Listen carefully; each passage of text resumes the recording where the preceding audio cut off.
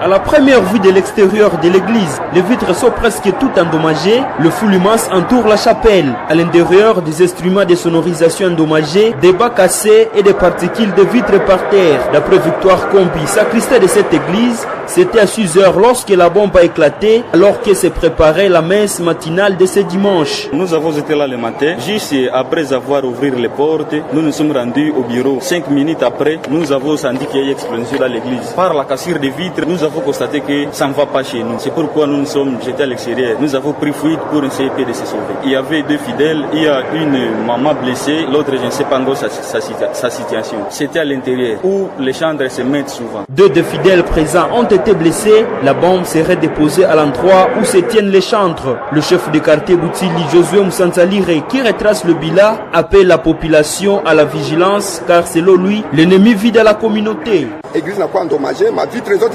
L'église était endommagée, les vitres, les bas et même les tôles ont été touchés. C'est triste de voir une bombe exploser dans une église pour faire dommage aux fidèles. Soyez tous vigilants car si la bombe se trouvait dans une église, dans d'autres endroits à l'extérieur, c'est grave. On ne sait pas comment elle a pu être déposée dedans, étant donné qu'elle reste toujours fermée. Soyons vigilants car l'ennemi vit parmi nous.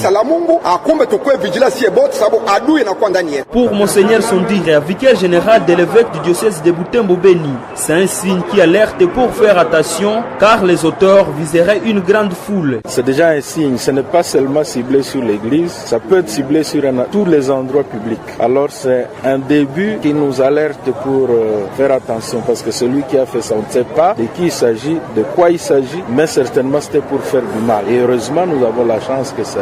Il n'y avait que 2 personnes qui étaient entrées, on ne sait pas encore leur état de santé, mais sinon c'était pour viser une grande foule. Sur le lieu des drames étaient visibles les autorités urbaines, dont le maire policier de la ville de Beni, Mouté Bankachal et Narcisse, avec l'équipe des services anti-mines pour identifier la nature de la bombe, les auteurs et leur motivation.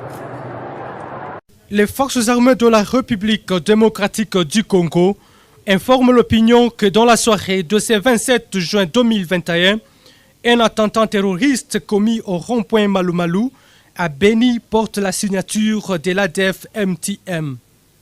Bien identifié par nos services comme chargé de la formation de recrues et d'escorter de nouveaux terroristes vers Madina pour leur endoctrinement avant le déploiement à Moualika, les kamikazes qui s'est fait exploser, c'est un sujet d'origine ougandaise répondant au nom de Ngoudi Abdallah, très actif aux côtés de son chef, les sinistres terroristes Amigo.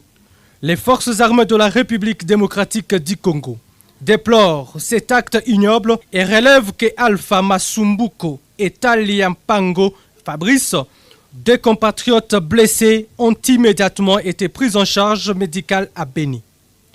En vue de protéger nos populations, les mesures sécuritaires urgentes sont d'application immédiate. C'est notamment dans les endroits publics et des écoles pour une durée de 48 heures.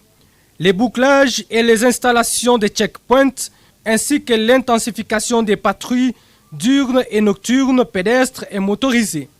À cette occasion, il est demandé à la population de la ville de Beni de dénoncer tout mouvement suspect, de se désolidariser des groupes armés et de se ranger derrière les forces armées de la République démocratique du Congo pour l'imposition de la paix et la restauration de l'autorité de l'État. Communiqué officiel. La police lance l'alerte à tous les parents qui ont des enfants scolarisés de bien veiller à leur sécurisation. Car ces derniers temps, la ville traverse un phénomène d'enlèvement des enfants par les inciviques non autrement identifiés. Entre-temps, les éléments de la police nationale congolaise